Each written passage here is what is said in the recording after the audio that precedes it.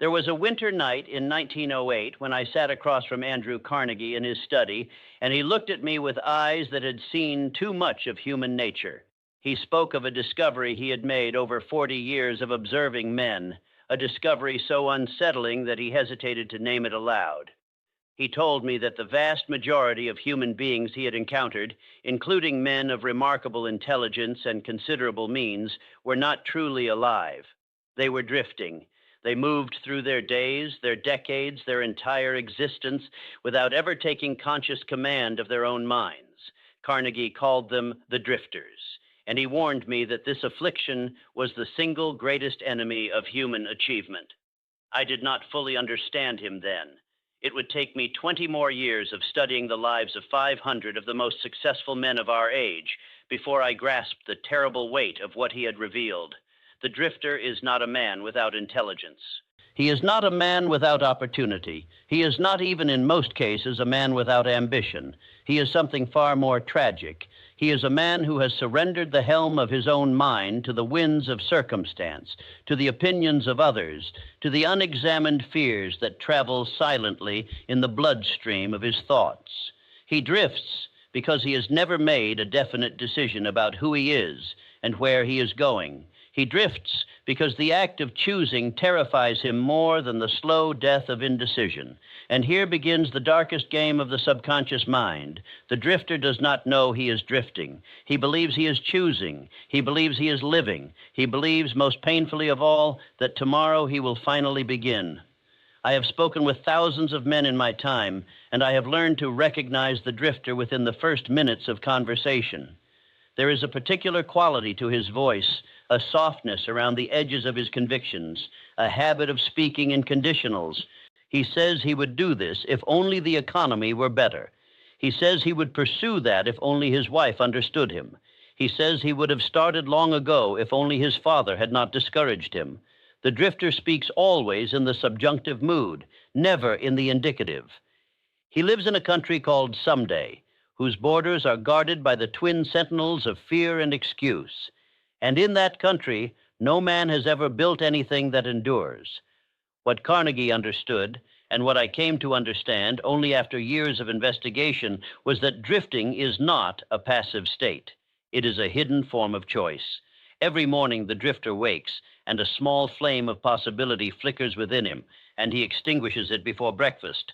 He does this through the simplest of mechanisms. He allows the noise of the world to enter his mind before his own thought has had a chance to take root. He reads the headlines, he listens to the complaints of others, he absorbs the anxieties of his neighbors, and by the time he sits down to his own work, his inner kingdom has already been colonized by foreign powers. He has not chosen his thoughts have been chosen for him, and what a man does not choose, he cannot truly own. The most surprising part comes only now. I have observed that the drifter is most often a man of considerable potential. The truly indolent, the truly unintelligent, do not drift in the way I am describing. They simply exist. The drifter, by contrast, is haunted. He carries within him the unmistakable knowledge that he was born for something more than what he is doing. He feels it in the quiet hours before sleep. He feels it when he passes a man of accomplishment on the street and something inside him flinches.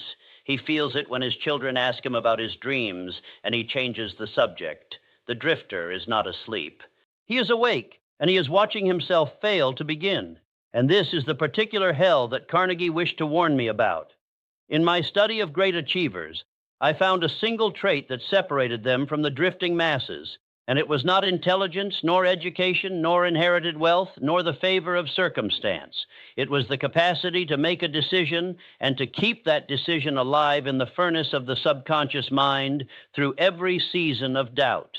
Henry Ford decided. Thomas Edison decided. Andrew Carnegie decided. And once they had decided, they did not permit the world to unmake their decision through its endless suggestions and discouragements. They built around their definite major purpose a wall of unshakable conviction, and within that wall they cultivated a different reality. The drifter, by contrast, makes 100 decisions a day and abandons each of them by nightfall. His mind is a garden in which he plants seeds in the morning and pulls them up in the afternoon to see if they have grown. There was a young man who came to see me in the spring of 1923. He had read my early writings and he wished to ask me a question. He was perhaps 30 years old, well-dressed, articulate, intelligent in the conventional sense. He told me that he had spent the last decade trying to discover his purpose in life. He had read every book on the subject. He had attended lectures. He had consulted spiritual advisors. He had traveled.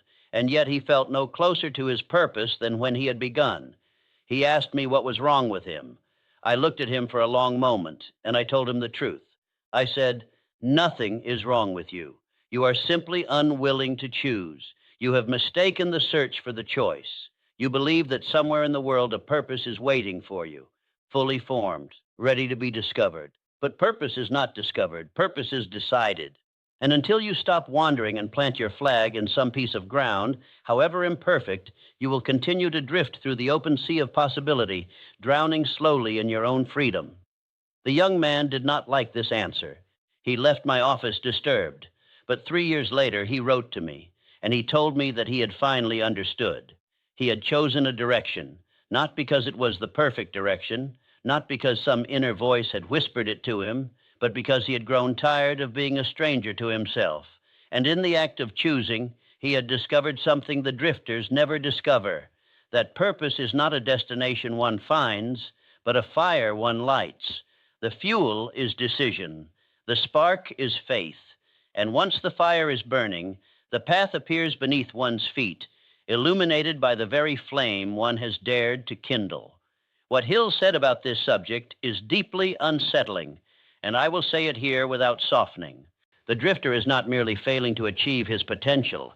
He is participating in a slow form of self-destruction whose effects compound across the decades.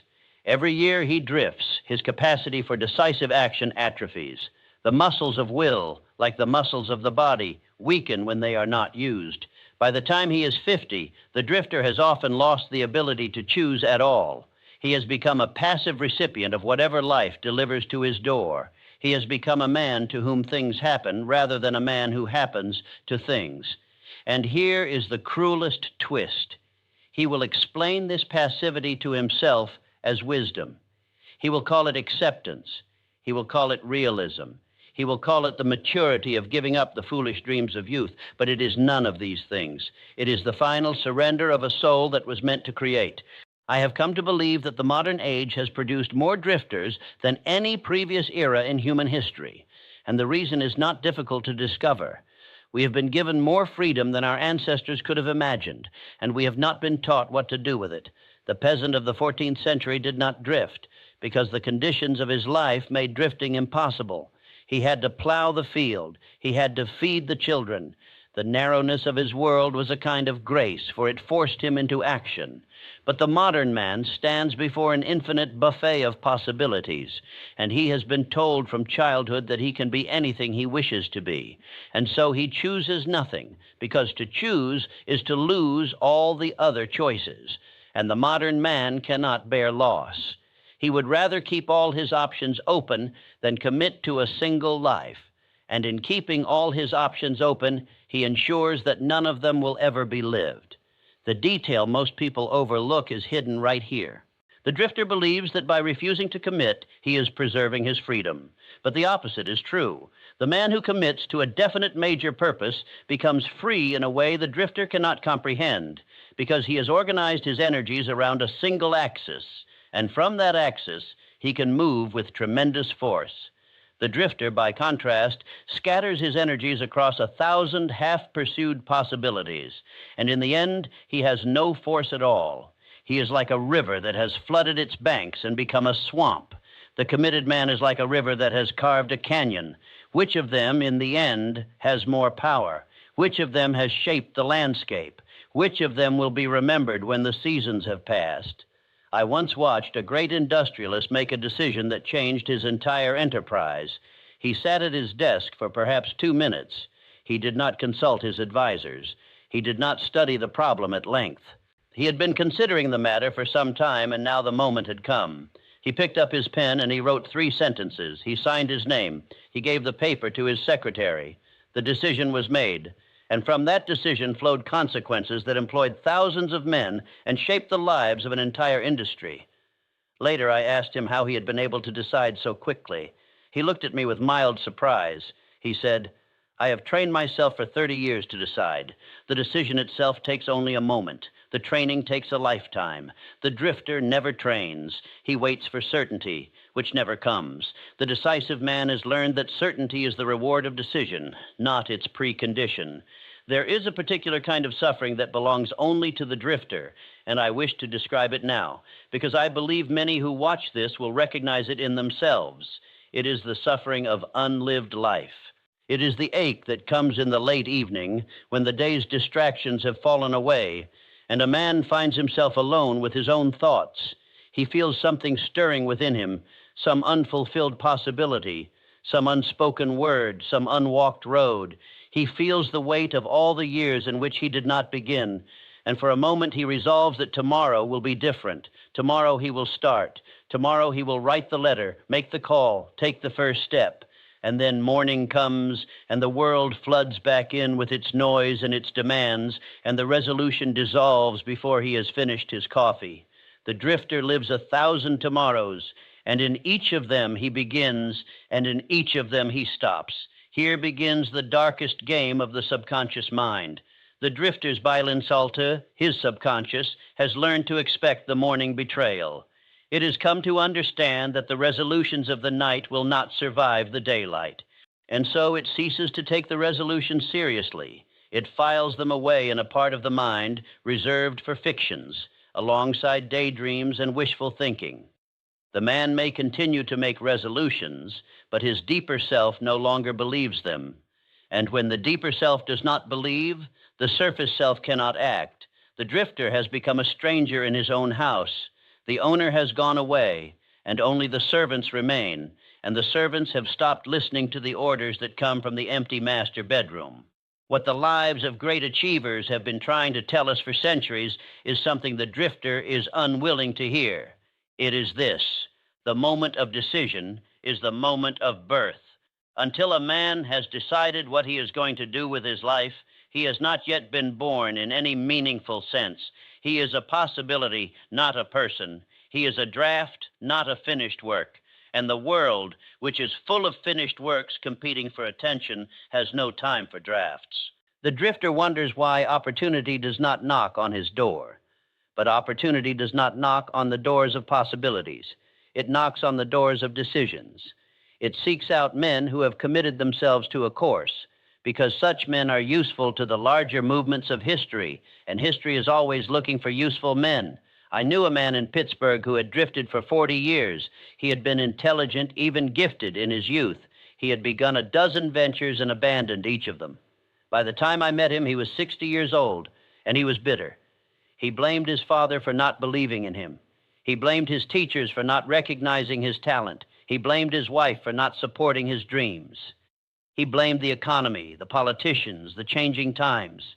He had constructed an elaborate theory of his own failure that explained every disappointment without ever requiring him to look in the mirror. I listened to him for an hour. I said nothing. And when he had finished, I asked him a single question. I said, "In the last 40 years, what is one thing you decided to do and saw through to completion?" He stared at me. His mouth opened and then closed. He could not name a single thing. And in that silence, I watched him understand for perhaps the first time the architecture of his own ruin. The real turning point begins here. I want to tell you what I have learned about the recovery from drifting, because it is possible. I have seen it happen. I have seen men in their 50s and 60s awaken from the long sleep and accomplish more in their final decade than they had in all the years before. The recovery is not easy, but its principles are simple. The first principle is this: the drifter must accept that he is a drifter. He must stop calling his condition by gentler names. He must stop saying he is exploring his options or finding himself or waiting for the right moment.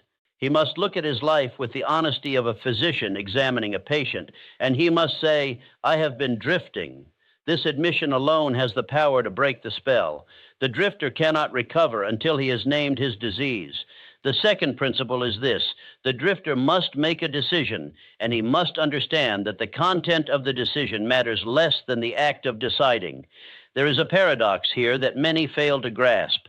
The drifter believes that he must find the perfect decision before he commits, and so he searches forever. But the man who has studied the lives of great achievers knows that the perfect decision is a phantom. What matters is to decide and to commit and to learn from the consequences of one's commitment. A wrong decision pursued with full intensity will teach a man more in 6 months than 1,000 correct decisions left unmade. The drifter who finally chooses, even badly, has stepped onto the path. The drifter who waits for the perfect choice will die in the same room where he was born. The third principle is this: the drifter must construct around his decision a fortress of autosuggestion. He must speak his decision aloud each morning. He must write it on paper and read it before sleep. He must repeat it to himself in the quiet moments of the day until his subconscious mind, which has long ago stopped believing his resolutions, begins once again to take him seriously. This is not magic. It is the simple law of repetition. The mind believes what it hears most often. The drifter has spent decades teaching his mind to expect failure. He must now teach it to expect completion. And this teaching takes time. It is not a single conversation. It is 1,000 conversations, each one wearing down the old pattern, each one laying a new groove in the riverbed of thought. What Hill said about this subject is deeply unsettling because it implicates every one of us. There is no man alive who has not drifted at some season of his life. The question is not whether we have drifted, but whether we have recognized the drifting and turned the ship. I have drifted. I drifted for years before I met Carnegie, and I drifted for years afterward, even with his words ringing in my ears. The pattern is deeply rooted. It is supported by every soft chair in the world, every comfortable evening, every sympathetic friend who tells us we are doing fine when we know we are not. The world conspires gently with the drifter. It does not push him toward greatness. It allows him to disappear with a smile. The modern age has invented new and more sophisticated forms of drifting that Carnegie could not have imagined. The man of the 20th century drifted through novels and newspapers. The man of our age drifts through screens that follow him into every room. He scrolls through the achievements of others and mistakes the watching for the doing. He fills his mind with the noise of 10,000 opinions and wonders why his own voice has grown faint. He consumes information about success at a rate that would have astounded any previous generation, and he produces less of his own work than at any time in human memory. He has become a connoisseur of other men's lives. He knows the biographies of the great achievers by heart, and he has not begun his own. I want to tell you something that I have not said often, because it is difficult to say. The drifter is, in many cases, a man who has been wounded in his youth. Somewhere in his early years, he attempted something, and he was mocked for it. Or he was told by a parent, a teacher, an authority figure, that he would never amount to anything. Or he watched his father drift, and he absorbed the pattern through the silent osmosis by which sons inherit their father's defeats. The drifter is not always a coward by nature. He is often a man whose courage was injured before it had the chance to mature. And the recovery from drifting is, in part, the recovery from this old wound. It requires the drifter to forgive his early betrayals by others and by himself, and to begin again as if the wound had not been inflicted. This is not easy work, but it is the only work that matters. Carnegie told me on that winter night in 1908 that he had made it the central mission of his later life to identify drifters and shake them awake. He said that nothing pleased him more than watching a man who had drifted for 30 years suddenly come alive in the 31st. He said that the spectacle of such an awakening was, in his view, the most beautiful thing a human being could witness. He said it justified all his wealth, all his industry, all his struggles, because his fortune had given him the position from which to perform such awakenings. I did not understand him fully at the time. I understand him now. There is no greater work a man can do than to wake a sleeping soul to its own possibility. And there is no greater tragedy than to remain asleep in a world that needs us awake. The drifter is everywhere in the modern world. He is in the office where he has worked for 20 years without rising. He is in the marriage where he has stopped speaking his truth. He is in the body he has stopped maintaining. He is in the friendships he has stopped deepening. He is in the books he has stopped writing. the businesses he has stopped building, the prayers he has stopped praying. The drifter is not a rare man. He is the most common man of our age. And if you have watched this far, I suspect you have recognized something of yourself in what I have said. This is not an accusation. It is an invitation. The recognition itself is the beginning of the cure. No man has ever recovered from a disease he refused to name. I have one more thing to tell you, and then I will let you go. The opposite of the drifter is not the busy man. It is not the ambitious man. It is not the man who works 18 hours a day. The opposite of the drifter is the man of definite major purpose. And the difference between these two, the busy man and the man of purpose, is invisible to the casual observer, but enormous in its consequences.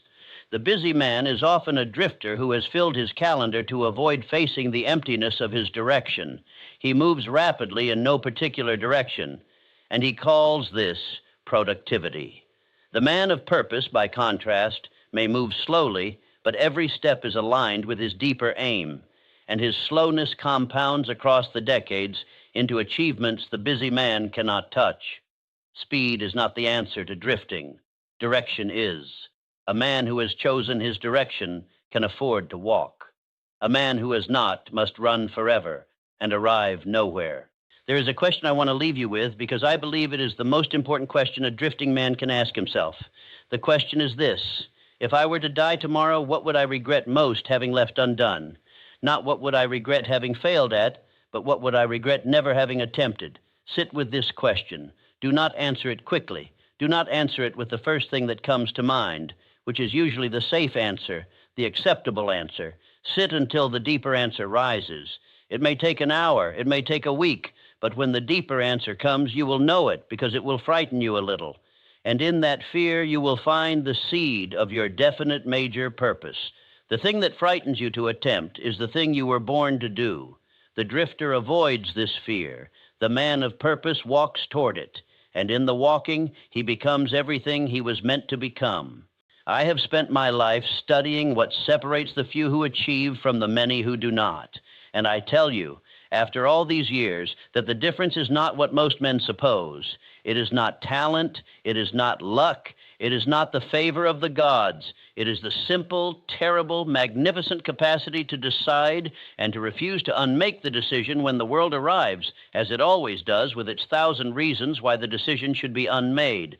The drifter unmakes his decisions 1,000 times. The man of purpose makes his decision once and defends it with his life.